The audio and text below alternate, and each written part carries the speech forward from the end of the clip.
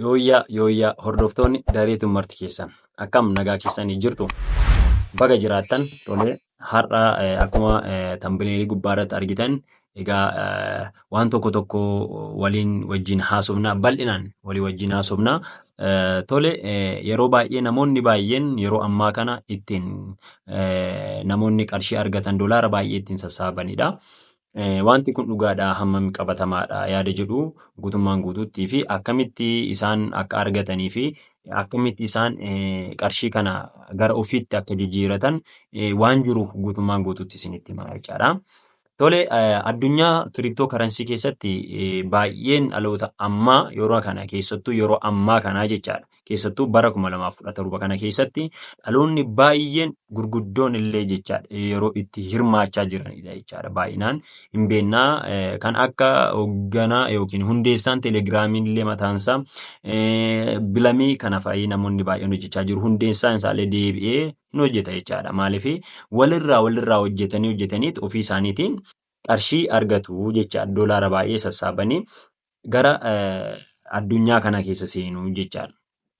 Kanammoo akkuma beekamu eeyyee hojiin jira. Hojiin kallattii lamaanitiin ilaaluu dandeenya. Tokko namoonni baay'een sammuu isaanii keessa kan jiru qofforanii yoo argatan malee yookiin immoo waan tokko akkas godhan malee hojii isaaniitti hin fakkaatu.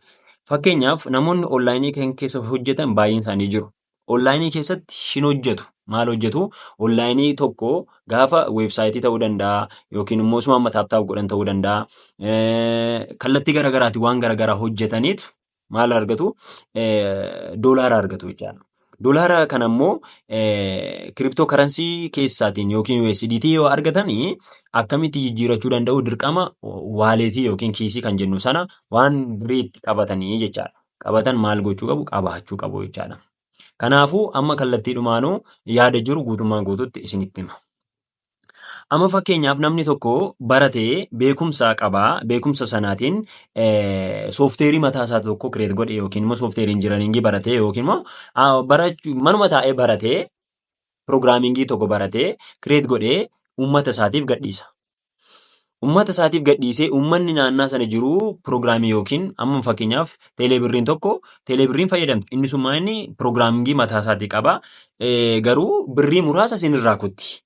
Yoo 1,000 ergitan birrii tokko yookiin 2-3 waan akkasii amma haga birrii 15 kutaa jirti jechaadha. Akkuma sana soofteerii mataasaa uummatanii soofteerii mataa isaanii erga uummatanii maal godhu? Uummata isaaniitiif gadhiisu jechaadha soofteerii sana. Erga uummata isaaniitiif gadhiisanii uummanni sun maal godha jechaadha? Hin fayyadamaa jechaadha. Maal godhu? Hojii kennuuf. Hojii akkamii kennuufi? Viidiyoo kana ilaalaa. Tiiktookii koo seenaatti sabskiraayib naa godhaa. Viidiyoo ammas immoo viidiyoon sun immoo viidiyoo sana yoo ilaaltanii baay'ee wanta nama fayyadudha. Maaltu nama fayyada? Kiriptoo karansii yookiin addunyaa kiriptoo karansii kana keessa seentaniittu jechaadha. Kana jechuun birriin isin harkaa qabdan kun hin fayyadu. Hin fayyadu yeroon isiniin jedhu kiriptoo karansii hojjetattanii kiriptoo karansii sana erga hojjetattanii gara birrii kanatti jijjiirachuu dandeessu. Akkamii? Namoonni toonii fa'i barbaadan jiru, namoonni istaarii barbaadan jiru, namoonni kiriptoo karansii garagaraa barbaada waan jiraniif kiriptoo karansii garagaraa waan barbaadaniif waan fedhaniif maal godhatu? Birrii kana isinirraa fudhatanii kiriptoo sana isinii kennu. Fakkeenyaaf akkuma beekamu amma meejariin maal barbaadaa jira? Istaarii barbaadaa jira. Amma erdirooppoonni jiraniyyuu maal barbaadaa jiru? Toonii barbaadaa jiru jechaadha. Toonii kanammoo warra kanaan dura hojjetan, warra Expired hojjetan, warra Hamstarii hojjetan, akkasuma warra Kaatizinii hojjetan, akkasuma warra Kaattiillee hojjetan isaan kunniin maal argataniiru? Toonii argataniiru yookiin immoo doolaara argataniiru jechaadha. Kuni dhugaa jirtudha. Argachuun ni danda'ama. Garuu addunyaa sana keessattis yoo galtan tasa akkasumaan argachuun hin danda'amu. Yeroo keessan fixuu waan jirudha. Yeroo keessan baay'ee yeroo nyaataa jechaadha. Kana jechuun yoo baay'istan, yoo ofitti baay'istan yeroo keessan guba jechaadha. Kanaafuu haala salphaa ta'eetiin maal gochuu dandeessu? Hojjetattanii isa kana jechuun akka koorsii tokkotti amma yuunivarsiitii keessa gaafa barachaa turre koorsii 12 namoonni baratan jiru, koorsii 13 namoonni baratan jiru, koorsii 6 namoonni baratan jiru isa hin beekne jechaadha. Garuu dabalataan qidaamee fi sanbata namoonni ala deemtanii baratan jirtu. Akka sanaatti airdrooppii fayyadamuudha. Maaliif bu'aa teekinooloojii keessaa isa tokkodha waan ta'eef. Yeroos kan nama nyaatu. Yeroo hin nyaata garuu yeroo sana immoo effektiivilii ta'eetiin maal gochuu qabu fayyadamuu qabdu jechaadha. Akkasumaan yeroo keenya hin fidnu jechaadha. Namoonni baay'een akkuma TikTok ilaalan, akkuma waan ilaalan, wanta garaagaraa ilaalanii yeroo isaanii gubu, wanta hin taanetti yeroo isaanii gubu, kun dabalataatiin airdrooppii hojjettanii qarshii waan argamu inni danda'ama jechuudha. Maaliif qabatamaa jiru waan inni argadheeffanni isinitti himaa jira jechaadha. Kanaafuu argachuu ni dandeessu jechaadha. Akka koorsii tokkotti akka dabalataatti godha. Kanaafuu yaada koo kanarratti ibsachuun barbaada. Kanaafuu akkamitti argannaa kan jedhuudhaaf namoota baay'eedha jechaadha. Jechuun hin jalqabu namoonni baay'een jalqabanii hin dhiisu jechaadha. Namoonni baay'een jalqaban hin dhiisu jechuun anaanis gaafii baay'ee na gaafattan nan beeka. Garuu maal gochuu qabdu otoo wanticha hin jalqabiin dura wanticha qoradhaatii jalqaba. Jechuun nama isin jalqabsiiseetu qorachuu fakkeenyaaf namoota baay'ee an jalqabsiiseera. Namoonni qarshii argatan jiru. Namoota an jalqabsiise. Namoonni toonii garaagaraa argatanis jiru. Akkuma beekamus badhaasas jira. Gaafii garaagaraas fidaa jirtu. Kan nama aarsu keessaa immoo tookanii baay'ee isinii kenne yeroo baay'ee konneektii otoo hin godhatin jechuun baay'ee hojjettanii jechaadha. Koyinii baay'ee sassaabbattanii konneektii otoo hin godhatin jirtu jechuudha. Kanaafuu airdrooppii keessaa icciitiin inni guddaan maal yoon isinitti hime jalqaba bilbila tachiidhaan hojjetu. Erga hojjetanii waaleetii wanti jedhamu jira. Waaleetii jechuun maal jechuudha?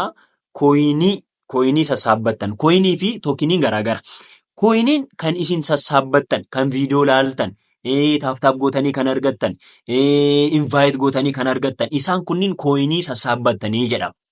Erga koyinii kana sassaabbattanii foon irratti maal gootu? Waaleetii irratti konneekti godhatu. Waaleetii irratti erga waaleetii isa kam? Waaleetii isa exchange osoo hin taane. Waaleetiin jira waan ta'eef. Waaleetii irratti konneekti erga godhatanii kan akka toonkiippariin jira, maayitooniin jira, waaleetoonni garaagaraatu jira jechaadha. Isaan kanarratti erga konneekti godhatanii isaan immoo maal godhu? Koyinii kana fudhataniitu maal godhu? Barni godhu jechaadha. Fakkeenyaaf laayivii seennee ilaalaa ture kanaan dura yeroo isaan barni godhan liinkii isaaniitiin seennee dooksii jechaadha. Dooksii biliyoona baay'ee yeroo isaan barni godhan laayivii seennee ilaalaan ture. Baay'ee viidiyoo isaas ilaaleera. Gabaabsee bukkee kanatti yoo argitan kana viidiyoo kana maaliif yeroo isaan laayivii seenneen yeroo isaan barni godhan ilaalaan ture jechaadha. Barni godhu jechaadha. Tookinii keessan kana kiriptoo karansii yookiin isa isin hojjettan kana jechaadha. Koyinii kana fudhanii barni godhanii tookinii isinii kennu. Tookiniin isinii kennamu sanatu qarshiidha. Kanaafuu icciitiin jiru maa inni taaksii hojjetanii argatu. Taaksii erga hojjetatanii taaksii sana erga argattanii erga taaksii sana koodii sana fudhattanii koyinii sana erga sassaabbattanii koyinii sana isaan maal godhu appilikeeshinii sanarra bootii sanarra barni godhu. Erga barni godhanii koyinii isinii kennu. Maal gootu jalqaba konneekti godhattu. Erga konneekti godhattanii immoo lammaffaa irratti maal gootu? Isaan exchangeota irratti konneekti godhaa isiniin jedhu. Exchangeonni kan akka Baayinaansiin jiru, kan akka Baayibiitiin jiru, OKX'n jiru, Geetaayoon jira, baay'eetu jira. Isaan kanarra veerifaayi taatanii maal gootu? Konneekti godhattu jechaadha. Sababa sanaatiin erga konneekti godhanii tookinii erga isinii kennanii tookinii sana fudhattanii maal gootu? Gabaa deemtu. Gabaa eessaa? Gabaa Baayinaansii, gabaa Baayibiitii, gabaa OKX isaan kunniin jiru. Achi dhaqxanii maal gootu? Akka daanqoo gurgurachuutti gurgurattu jechaadha. Hin gurgurattu yeroo sana maal iddoo sana icciitiin iddoo sana immoo jiru maal akkamii beektu? Daqiiqaa listi ta'u sanatti hin gurgurattan taanaan gadi irrachaa deema. Akkuma dhaxxanii yoo ilaaltan eksimpaayeriin baay'ee gadi bu'eera. Amma tookinoonni jiran baay'een isaanii gadi bu'anii jiru. Amma filannoo Doonaald Tiraampii wantoota garaagaraa amma jiru waan ta'eef wal morkiirra jiru waan ta'eef kiriptoo karansiin amma baay'ee gadi bu'a. Iraan illee amma lola kaasuudhaaf jirti jechaadha. Yeroo kana kiriptoo karansiin maayina gadi bu'aa deema jechaadha. Yeroo sana maal godhu namoonni baay'een kiriptoo karansii bitu. Gaafa biyyi wal fixxu kiriptoo karansii waan gadi irratuuf maal godhu bitatanii gaafa immoo biyyi nagaa taate immoo kiriptoo karansiin ol ka'a. Asuma amma biitkoyinii argitan amma 62 seenee ture. Amma immoo laala 72 seenee ture. 72 jechuun laala hagam guddaa akka ta'e. Miiliyoona qarshii haga amma kanaan biitkoyinii tokko qabaachuun baay'ee guddaadha jechaadha. Kana qabaachuun kana sababa sanaatiif namoonni baay'een qarshii baay'ee eksimpaayirraa biliyoona baay'ee kan sassaabu miiliyoonaan kan sassaabu illee jiru jechaadha. Isaan kunniin immoo miseensa argachuudhaan jechaadha. Miseensa qabaachuudhaan Namoonni miseensa baay'ee qabaatan miliyoona keessa kan miliyoona 3 miliyoona 4 warri qaban baay'ee argatu jechaadha. Kanaafuu wanti kun sirriidhaan argachuun ni danda'ama jechuudha. Garuu gaafa fayyadamtan ogummaadhaan fayyadamaa. Yeroo keessan guutummaan guutuutti hin fixina. Wantichi yeroo nyaata waan ta'eef, yeroo barbaada waan ta'eef baay'ee. Kanaafuu akkas guutuu jechaadha. Kanaafuu waaleetiin isin barbaachisaa, exchangein isin barbaachisaa, verify ta'u. Kana hundumaa irratti viidiyoo nan dhiyeesse waan ta'eef gabaabsee wantoota airdroppii hojjetamu hundumaa irratti gabaabsee afaanuma kanaatiin isinitti himaa. Haga ammatti subscribe live hin goone hojjetan dhaqaatii subscribe live gochuu akka hin daganne. Kanaafuu chaanaaliin kun isin gargaaraa otoo hin dhoksin dhugaa jirtuun isinitti himaa. Yoo barbaaddan telegiraamii keenya mataa keenyaa qabna waan ta'eef telegiraamii sana irratti dhuftanii join gootanii gaaffii wanta isinitti ta'e kamiyyuu dhuftanii achirratti nu gaafachuu ni dandeessu. Adminoonni jiru waan ta'eef walii wajjin haasa'aa, walii wajjin taphachaa haasa'an deemnaa. Oolmaa gaarii isiniif hawwaa nagaan. Thanks for watching.